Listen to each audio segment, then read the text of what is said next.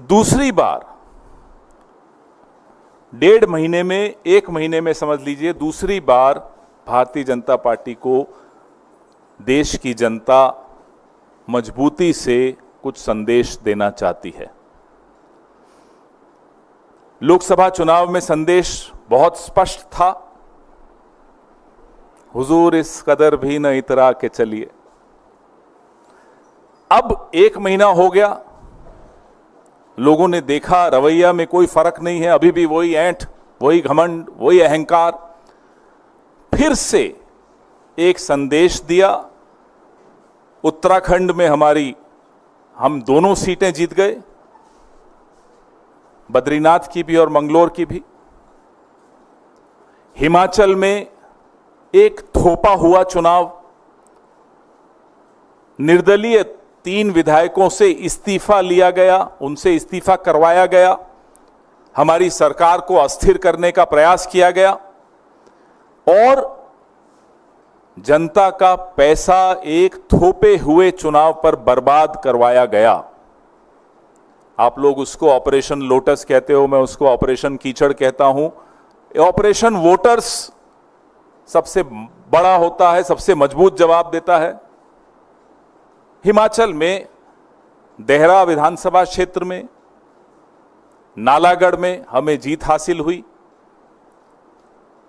हमीरपुर हम हारे हैं, लेकिन ये तीनों सीटें ऐसी हैं जिसमें असेंबली इलेक्शन में, विधानसभा चुनाव में इंडिपेंडेंट्स जीते थे, कांग्रेस नहीं जीती थी। इस बार कांग्रेस ने 3 में से 2 जीत ली हैं। और अगर आप कुल मिलाकर 13 की 13 सीटों का आकलन करेंगे तो भारतीय जनता पार्टी को सिर्फ 2 मिली। अमरवाड़ा पे मैं आता हूं, जो मध्य प्रदेश का विधानसभा क्षेत्र है, जहां इतिहास में शायद पहली बार हुआ होगा कि काउंटिंग करते हुए अधिकारी लंच की ब्रेक लेते हैं, काउंटिंग रोक के। पूरा अमला, पूरा प्रशासन जुट जाता है कांग्रेस को हराने के लिए। जो व्यक्ति पिछला विधानसभा 25,000 से जीता, भाजपा में जाकर अब बड़ी मुश्किल से जीत पाया है, जनता देख रही है। इन तमाम विधानसभा क्षेत्रों के वोटर्स का हम कांग्रेस पार्टी की तरफ से हार्दिक धन्यवाद देते हैं उन्हें कि उन्होंने सबक सिखाया उन लोगों को जो षड्यंत्र कर रहे थे संविधान को कमजोर करने का, संविधान को बदलने का, और चुनी हुई सरकारों को अस्थिर करने का जो षड्यंत्र रच रहे थे, उनको एक करारा जवाब आज जनता ने दिया है। सबसे पहले उनका धन्यवाद। हमारे उत्तराखंड के पीसीसी प्रेसिडेंट करण महाराज जी, यशपाल आर्य जी सीएलपी लीडर, कुमारी शैलजा जी जो प्रभारी महासचिव हैं उत्तराखंड की, और तमाम एआईसीसी के पदाधिकारी, तमाम स्थानीय नेता, तमाम हमारे बेशकीमती वर्कर्स, उन सब की मेहनत से हमें ये दोनों सीटें मिली। हिमाचल में पीसीसी प्रेसिडेंट प्रतिभा जी,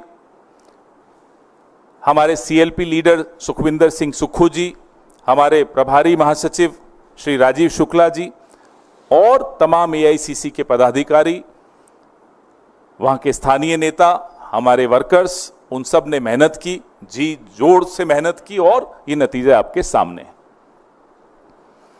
एक के बाद एक आप देख रहे हैं कि कैसे भारतीय जनता पार्टी की राजनीति को लोग ठुकरा रहे हैं, लोग उसको अस्वीकार कर रहे हैं, क्योंकि उस राजनीति में जवाबदेही का स्थान नहीं है, लोकतांत्रिक प्रक्रियाओं के प्रति सम्मान नहीं है और लोगों के हकों और लोगों के सवालों का जवाब देने की ये जरूरी नहीं समझते प्रधानमंत्री जी, आवश्यक नहीं समझते।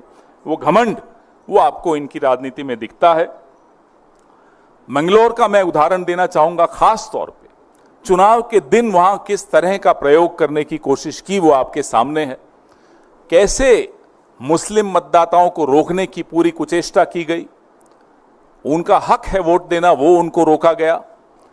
आज मैं सोशल मीडिया पे देख रहा था, कई टिप्पणियां भारतीय जनता पार्टी के समर्थक कर रहे थे, अरे मंगलौर तो मुस्लिम बाहुल इलाका है, कांग्रेस को जीतना ही था। तो मैं उनसे पूछना चाहता हूं, बद्रीनाथ 97.68% हिंदू है ना।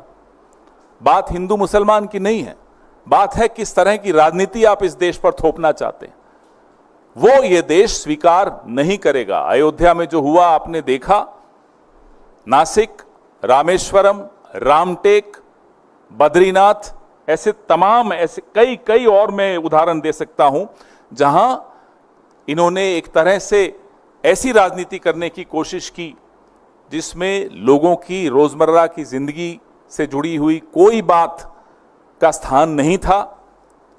उन मुद्दों को वो सामने नहीं आने देना चाहते थे, सिर्फ और सिर्फ लोगों को लड़ाकर, विवाद पैदा करके राजनीति करना चाहते थे। उसका आज एक बहुत करारा जवाब लोगों ने दिया है।